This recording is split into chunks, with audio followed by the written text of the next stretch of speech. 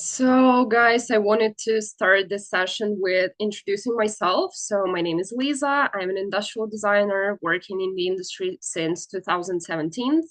I've been working with companies and clients from all over the world, and my primary focus was accessories design. I then transitioned to the actual industrial design once I graduated. So now I'm self-employed. I work for, as I said, for companies and clients, both individuals and already established brands. And today we have a session about marker rendering and its role in the industrial design as well as transportation design. So I wanted to start with sharing my presentation, just a quick one.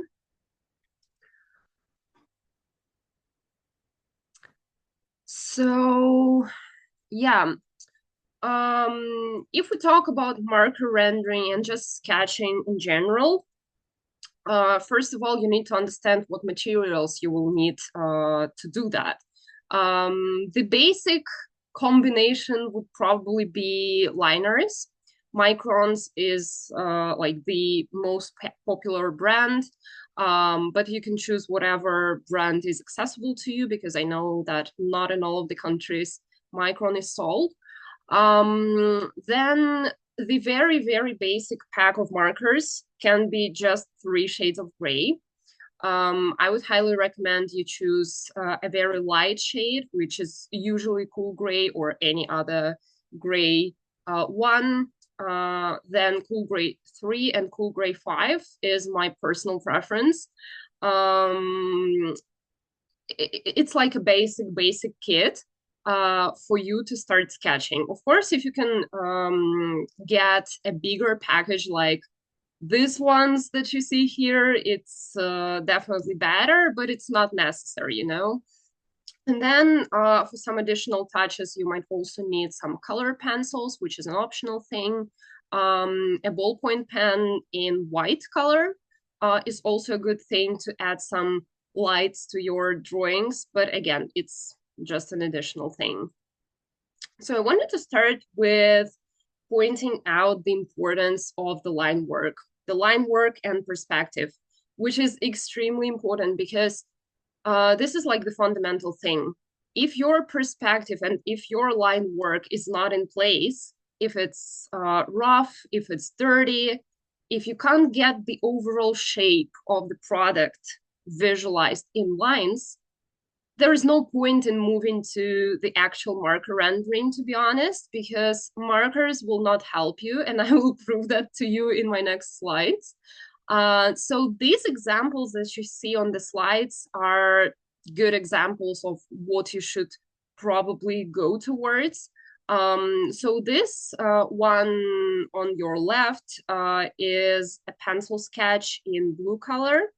As you can see, it has some transparent lines, like invisible construction lines, that help us understand the shape of the product much better. You can also see some exploded views, so we get the construction of the product and how it goes together into the assembly, and just different angles of the product.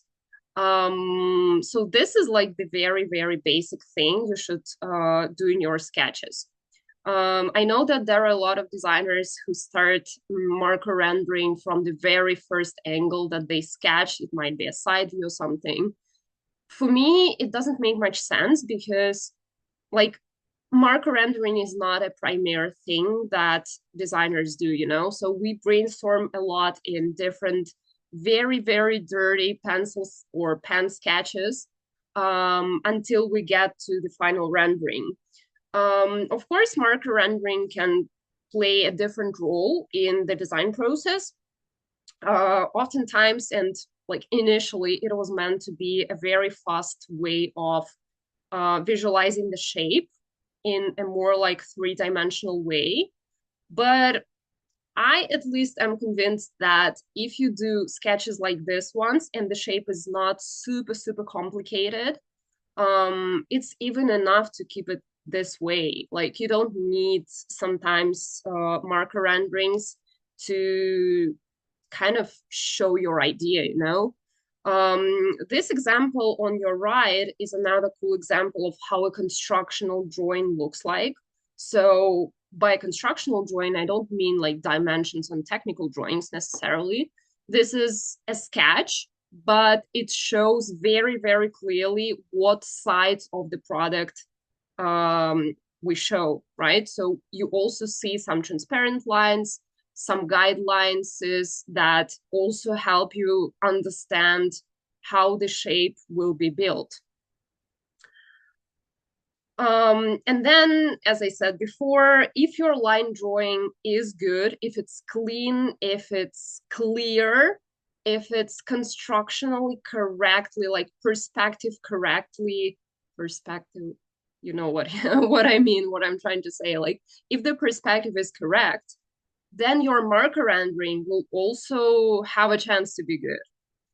If the first step is done roughly, if it's not built on the perspective rules, you won't save the situation with the markers, you know? So I think this example showcases exactly what I'm saying.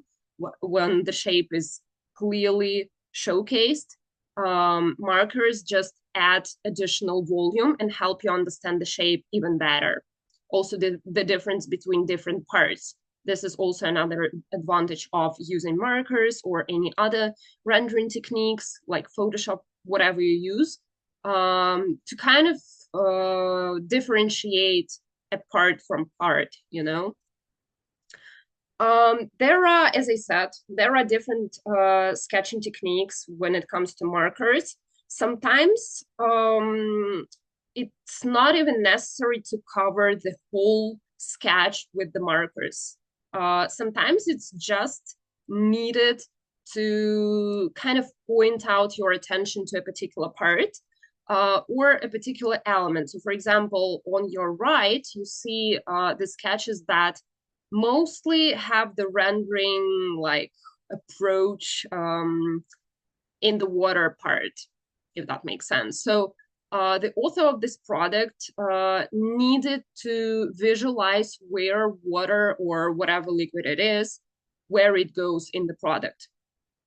And so the rendering is mostly done in this part, you know? So he keeps the rest of the product clean, well, pretty much, and he points the attention to where this liquid part will be. Another aspect I wanted to mention is that, again, when you do the marker rendering, it doesn't necessarily mean that you need to cover the whole surface with your markers. You can keep the light parts blank and just focus on the shades. In this case, like on your left, you see the sketch showcasing what I'm talking about. Keeping the lights just blank allow you to first save time and effort, and then also save some markers because light shades and very, very fast because this is the most frequently used part, like the most frequently used type of markers, you know?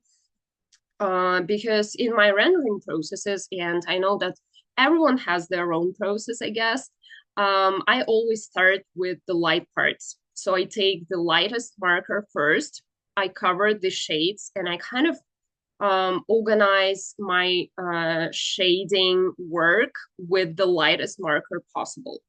Then I choose a darker one, do the work, and then move to the darkest shade. Because it's easier as you can kind of make less mistakes when you start with light shades. So a little bit of my journey. I hope this would be inspirational for you in some way. So I started studying industrial design back in 2017.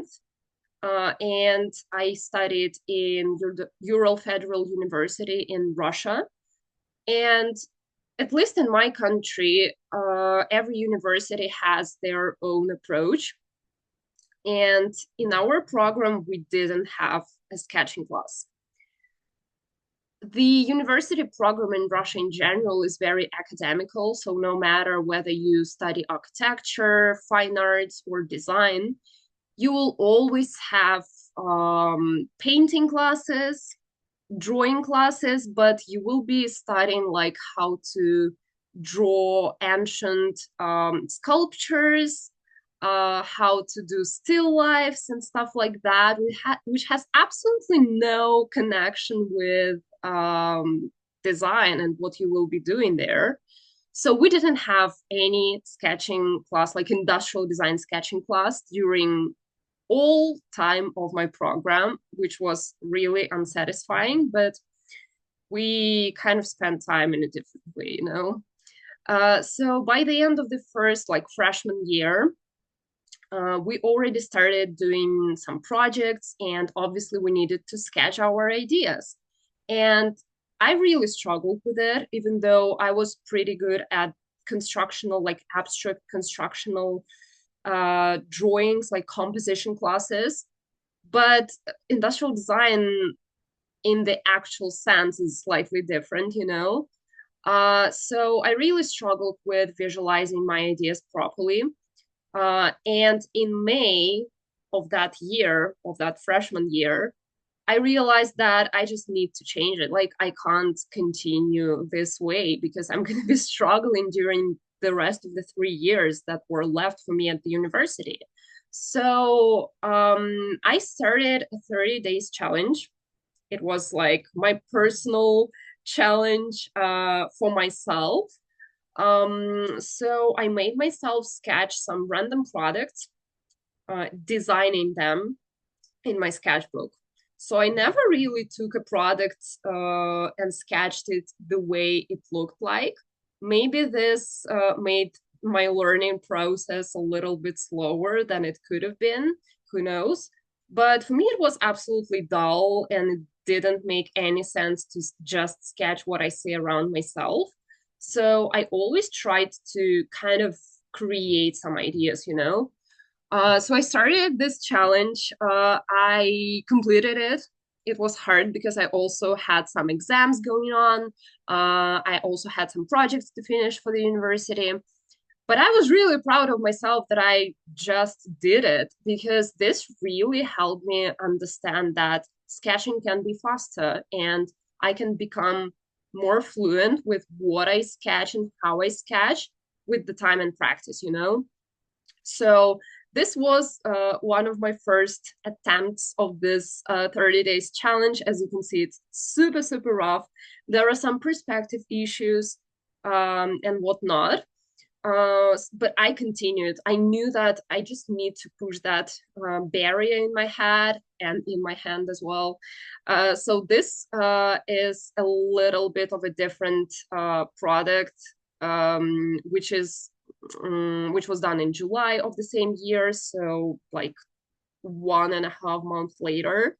The perspective is better here, but because I used pen with no pencil to start with, it was super, super rough. As you can see, there are thousands of lines, which make the sketch very, very dirty. I think you can get what shape it is, but like it looks awful because it's very, very rough. And there are so many unnecessary lines over here. But my professors would always say that if you start sketching with a pen without the possibility to erase it, you will have much more progress and much faster. So I tried to do that. And this really, really made me kind of progress faster. So I continued doing this practice during the whole summer. I didn't go on vacations, like I didn't travel that year. The weather, as always, here in Russia was pretty bad, so I didn't have anything that would disturb my practice. And this is the result that I achieved in a few months. As you can see, this was May and this was already in September. So around 4 months later, I made, at least for myself, it seems like a big transformation in the sense. So it was much, much easier for me to sketch my ideas. Um, and to visualize them properly. So yeah, this was just the project that we started during my second year at university. And I already felt that I kind of fought this barrier, you know? So these are some of my more recent works. If you follow me on Instagram, you've probably seen them. So these are marker renderings, but right now I kind of do pretty much the same work on my iPad because I have marker brush, which kind of imitates the same texture that alcohol-based markers do. So my sketches now, like on iPad, they don't differ that much from what I did on paper. But really, sketching on paper might be sometimes much easier and faster because obviously your iPad can, I don't know, run out of the battery or you can forget to take it with you. So your pen and paper are your best friends, anyways. And I think that working on iPad in comparison to working on paper sometimes might facilitate the process in the sense that if you made a mistake in the rendering process, you can just move back, you know, erase some things while with paper and markers, you can't do that. You can't undo the previous step, you know. And at the same time, if you work on iPad, whatever tablet you have, you can also duplicate your sketches and make some small adjustments. And again, it makes the process much, much faster. But anyways, as I said before, the line work is the king here. And this is what you should really focus on. So we have some questions in the chat. Let me check.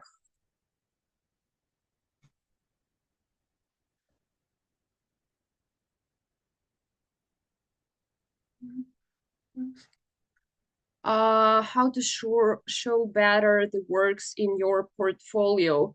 Um, if you mean the sketching part, well, pretty much in the same way.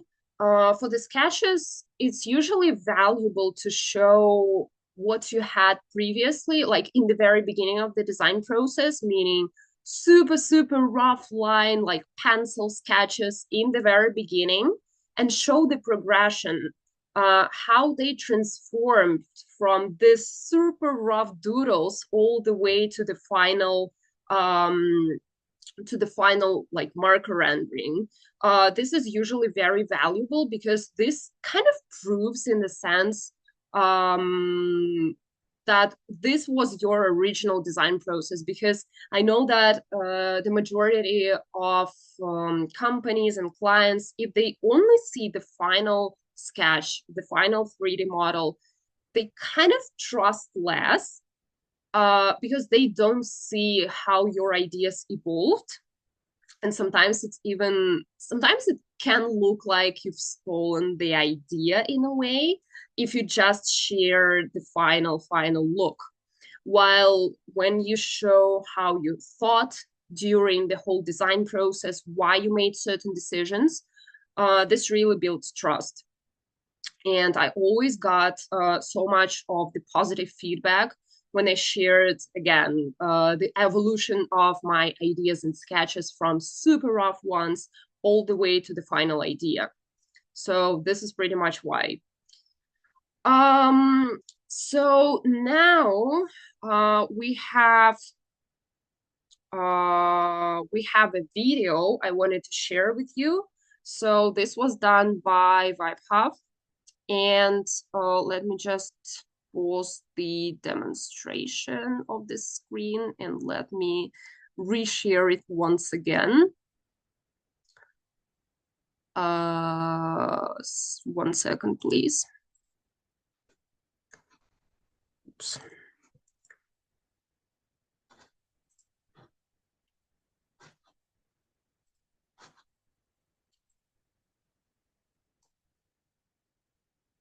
Hmm. So we have two very short videos for you guys to watch. This is like the practical part that we wanted you to kind of repeat once the webinar is ended, because this is going to be like practical part. So let me run the videos.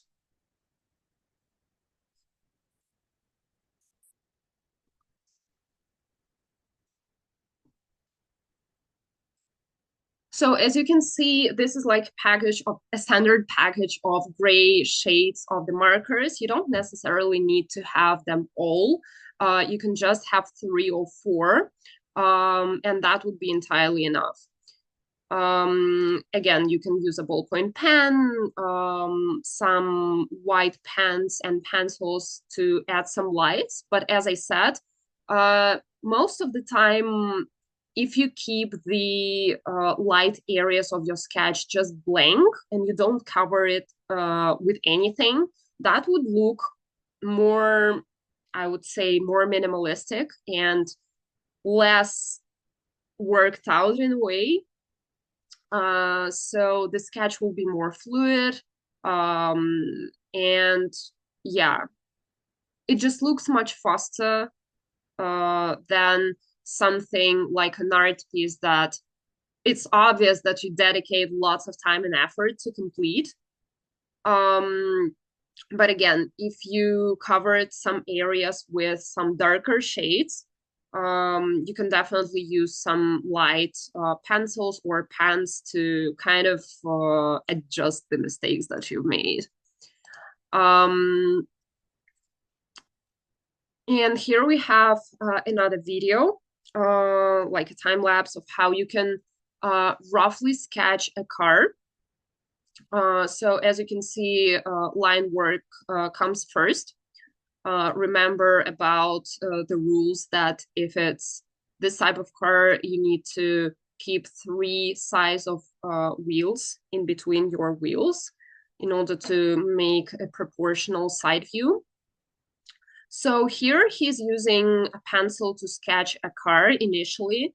You can either do it and use a pencil, or you can use a ballpoint pen or a liner right away. And in this way, your sketch will be cleaner because pencil often can be smashed with your hand or with markers. What I like to do in this way, in this case, is you do a rough sketch first, and then you use a window and you kind of put another piece of paper on top and resketch everything on a new piece of paper. So this way you have a very clean sketch with no rough lines, no unnecessary lines. And you can then move to the marker work. So he's starting, as I said, he's starting with the light shade of gray, which is also my preferred way to start the work because, again, you can make less mistakes if something goes wrong with the light shades and then recover them with the darker one. But again, I think it's all about experimentation. And if for you it seems more rational and easier to start with darker shades, that's totally fine. You can do that. The most important thing is not to cover the whole surface completely. So you can see in this video that he is just outlining the parts that showcase the volume of the car. And he keeps some parts blank, as I said. I prefer to do the clean line work like he's doing here now at the very end. But again, that's just a matter of personal choice. So yeah, I think you should just try to experiment a lot and you will find your preferred way to do that. What I want to point out once again is that you don't have to necessarily take sketching and marker rendering as a piece of art, like as an art process, because First of all, it's the process that helps you visualize your ideas as a designer. And initially, markers were created to kind of simplify and make the process of the design thinking faster, because when you have a complicated shape, let's say a car, it's a more complicated shape than something, let's say, like a bag or, I don't know, a box, right? So in car rendering, it's more important to use markers, I guess, than keeping just the line work, because markers help you visualize the volume more clearly. Um, but yeah, just try to remember that markers are not kind of needed to make a piece of art necessarily in the design process. They are just facilitating the process. And your marker renderings kind of should be on a high level, but it's obviously not the most important part of the design process, because once you jump into the 3D software, this is where you will do more realistic visualization, the renders and everything of a 3D model already. So marker rendering is just a tool to visualize your rough ideas that you have in the beginning of your design process. This helps you a lot to share your ideas with your clients or with your teammates. Um, but when I was just starting in design, I was a sophomore industrial design student, and back then I didn't use any software, like any 3D software. So the only thing I could present to my clients were the sketches. And because I worked on my sketches pretty hard, they kind of started to become clearer and clearer. And when your sketches look professional, they also build some trust in the eyes of your clients. So they see that it's not just a rough doodle that looks like your 5 years old sister can do. They also show that it's a professional who has done it, who has built some skills. And this is more like trustworthy. And also, yeah, it's good for your portfolio, because a lot of companies, they also look for rapid prototyping techniques, for sketching techniques, because it's much faster to sketch something rather than building like a 3D model from scratch. So that's definitely a good skill to have.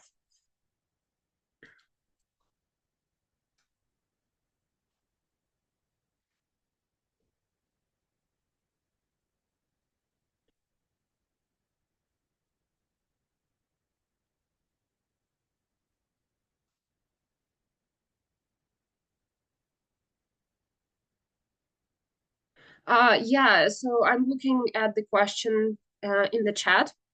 So yeah, it's very valuable to show different ideas. So in my university, as well as in the real world, like working for the real clients, everybody really values the amount of ideas that you share in the very beginning of your design process, because nobody really wants to be that overconfident, to jump into the first idea that you have in mind. So everybody really usually prefers to explore different ideas. And if you compare the time and effort that you need to build, let's say, at least five 3D models and five sketches, is just uncomparable. You can do five sketches in 5 minutes, pretty much, but you can't build even one model in 5 minutes. So yeah, it's a tool that helps you visualize your ideas efficiently and very fast. And this is why it's so important. It saves a lot of time and even money to the company, because if they would pay you to build five 3D models from scratch, they would pay for such a huge amount of time that you will spend doing that. if we work full time at a company. So yeah, sketching is a really necessary skill to have even now. Of course, there are some AI right now available for rendering, but I think that sometimes they don't give you the desirable result. And in order to understand that there is something off in the renderings that they provide you with, you kind of need a hands-on experience. So, for example, if you, yes, it's Viscom, for example, there are also other tools that work in a similar way, Newark, for example. Uh, so if you know how a rendering should look like and where the lights go, where the shadows go, it would be easier for you to understand how to adjust even the AI visualization that it gave you. And if you don't have that experience, you won't see that the perspective is off.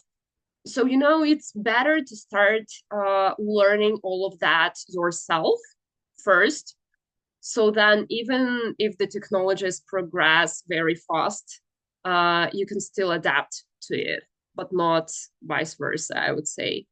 So that's all that I wanted to share with you guys. I want Vibe to continue my speech because he also wanted to share something as far as I'm concerned.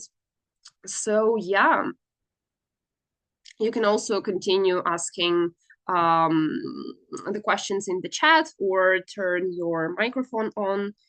But because the network sometimes is a little bit off, it's better if you ask in the chat.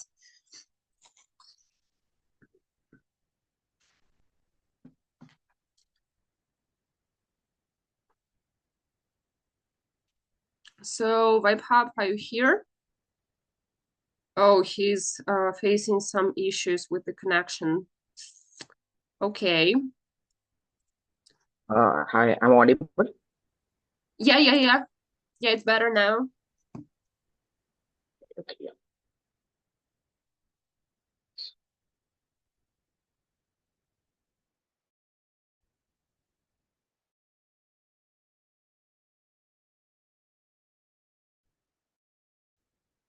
So just please allow me to Yeah, yeah, I allowed share it. the screen. Please, Yeah, you can do it now. I pressed allow.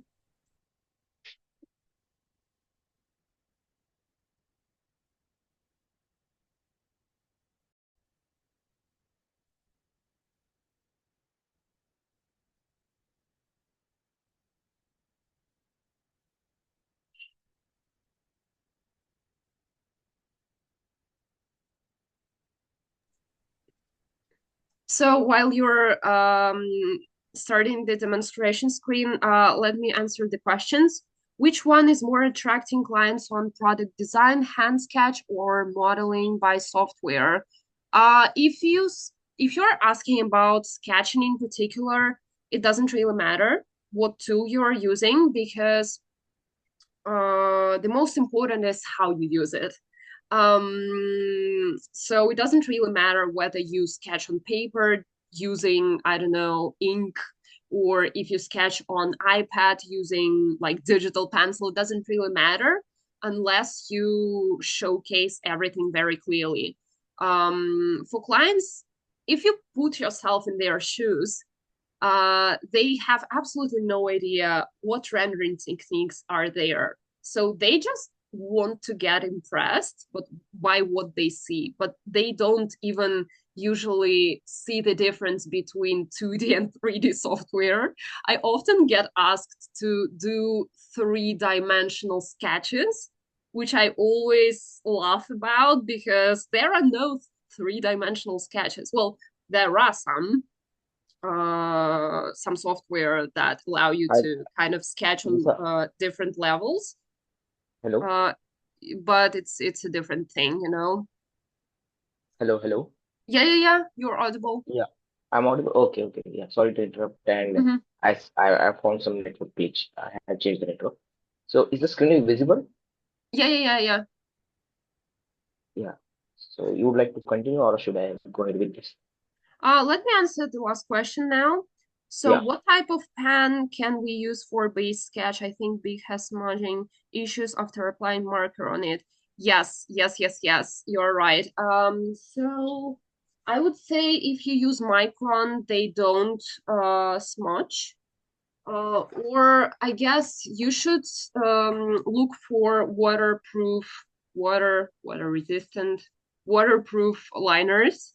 This is what you need to think of because ballpoint pens usually get affected by alcohol-based markers, while water resistant ones don't. So microns are definitely a good thing to go.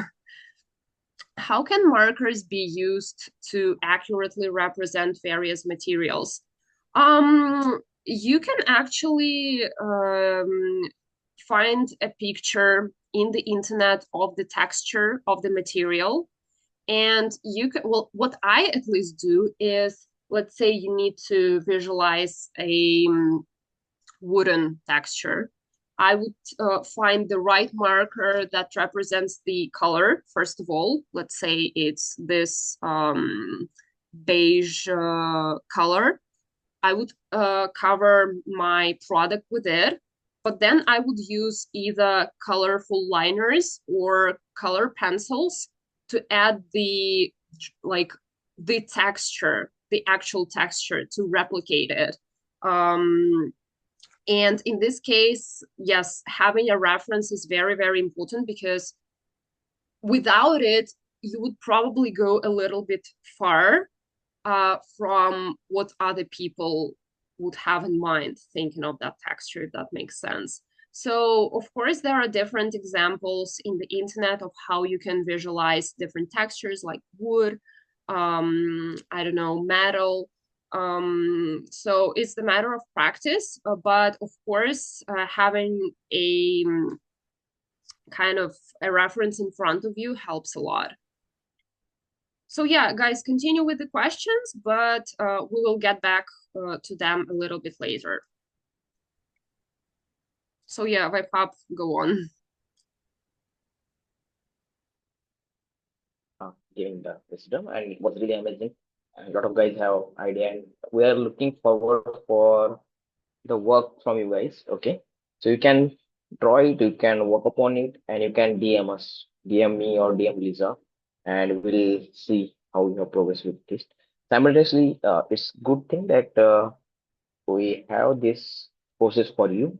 So please have a look at it.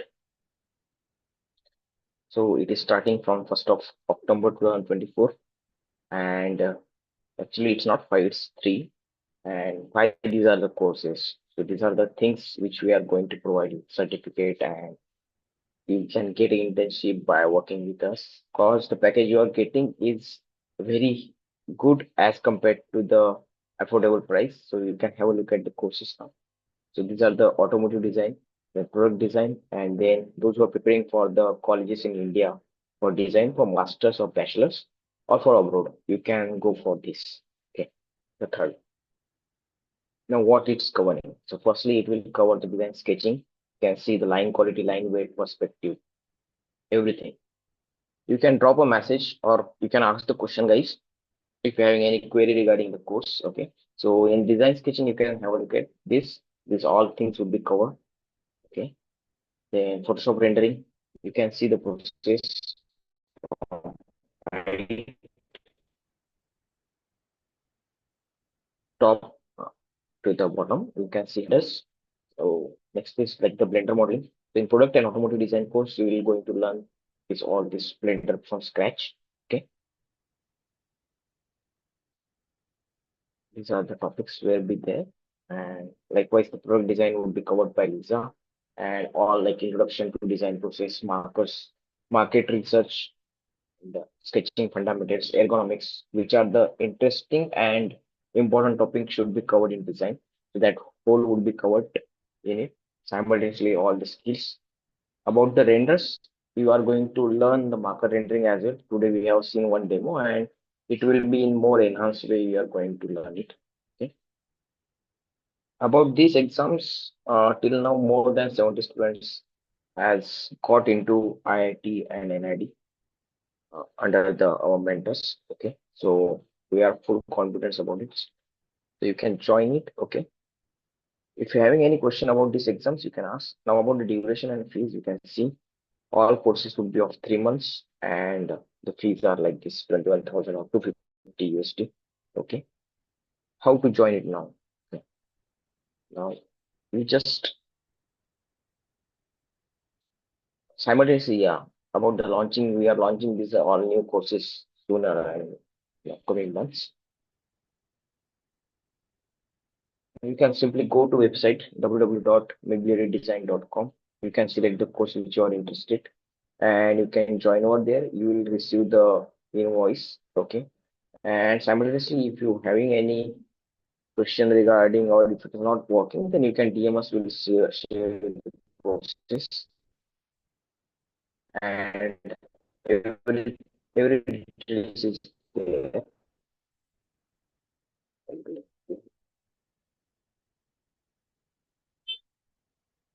Yeah, possibility.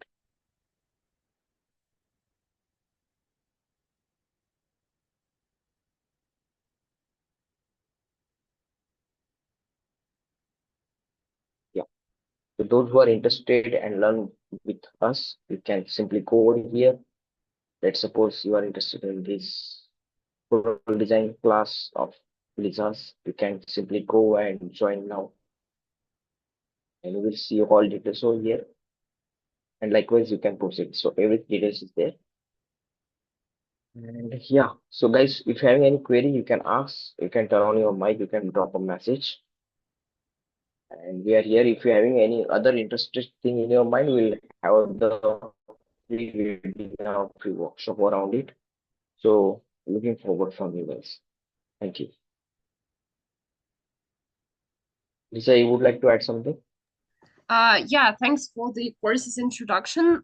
We have a couple of more questions that I'm going to be asking now, answering now. Um, so yeah, guys, you can also ask about the courses if there is anything you want to like ask if there is anything unclear. I can provide you with more details. So let me find the last question I asked. I answered. How can markers be used to accurately represent various materials? That was the last question. What makes a product designer different from industrial designer? That's a good question because I didn't even think about it when I was just starting. So, as you see, my profile on Instagram is called Product Designer LP. And I just chose this name randomly because, like, I thought I was a product designer. But nowadays, the term product design is mainly used to describe digital product design, which doesn't make much sense because any type of products that we see around ourselves are products, right? So, short answer, there is no difference like theoretically, but if you type like product designer job, what you will face is digital product design, which is about web design, UX, UI design. So this is product design as a term, while industrial design is the design of physical products. That's the only difference. But if you think about it, we all design products, even graphic designers, even fashion designers, we all design products. But I just want you to understand that product designer is usually meant to kind of mean a different thing in the work environment. And that's the only thing. Can you repeat or write for what is the work? Sorry, I didn't understand the question. Can you rephrase it? Because I really don't remember what I was talking about when you asked that. How many clients you met on new product design? What products are they? Might have share your experience. It's easier to say how many questions or how many inquiries I get per month. So like it depends really. It depends on the complexity of the project. So if it's something that involves a lot of work, if it's like a big project, let's say transportation or something like that, um, I would usually take around three projects like this to work at the same time because it's just my personal preference to kind of move from project to project with a fresh eye, looking at them and being involved in them. But I know that there are some people who only take one project at a time, which is like their own preference. But yeah, it really depends on what you really want and what you're capable of, you know? Because, of course, if there is a tight deadline, I can't really say that I will complete all three projects by the same date. So they are usually with different deadlines, with the difference of a couple of weeks in between, you know? How to improve the perspectives of the sketch and how to understand the shadows and lights while rendering. Any tips for it? Yes. So the best tip I can give you is study a little bit of photography. Um, if you look at products from different angles with different lights, you can understand better of how to visualize that in your own sketches. And this practice is a really good one. You don't need a fancy camera for that. You can use your phone camera and just try to play around with the lights. You can use like a table lamp, a light from your phone, from your friends' phones, whatever you have, really. The importance is to have different sources of lights and how you position them from the top, facing the product, from the bottom, from the sides, and how different materials reflect the light. This is the most important thing that you should probably practically try. Because like you can try do sketches, but if you don't kind of study the photography, it will just take much more time. And with the photography, you can compare like where like what location of your lights give you the best results and how the shape reads better, you know?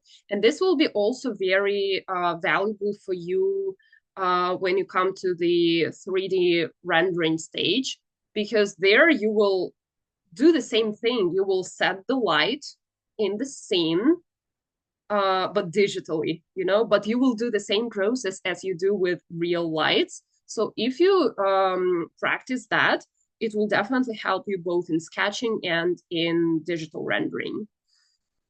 Uh, you can go through the courses. Yes, the website is shared in the comment section, so you can copy paste it and find out more information about the courses available on our website. I heard the other guy say that it's a vacant for work. I didn't really hear that. Maybe I didn't remember. Um, yeah, sorry No, if I missed that. nothing has mentioned like that. But yeah, if the work is good, you guys learn well, you will get internship, and that kind of work you can work along with us. Oh, So yeah, yeah, guys, yeah, yeah. only not yeah. So not only by joining the work, joining the course. After the course, there is a chance of work. Okay, so that was the thing. Oh, yeah. Sorry, I Yeah, didn't know about you can that. you can So go ahead. yeah, that's why. Okay. How can we render more realistic products with markers by establishing a clear light source and utilizing darker shades or complementary neutral tones to create depth and realism through cast shadows? I would say the key here is the contrast. So if you kind of use darker shades for the most close side of your product, like to render the closest side of the product that comes to you. if that makes sense. So for example, let me give you an example. So let's say you have a box, and in order to visualize it in a proper way, you should cover one side darker than the other. So this line that comes um, to you as a viewer is the closest one to you. So this line will be the darkest one. So this is like linear perspective rule. So the lines that go further from you, like this one, transparent lines, etc., they become lighter. So if you focus your attention with dark shades on the front side of your products, it will be more realistic and it will be just easier to understand the volume.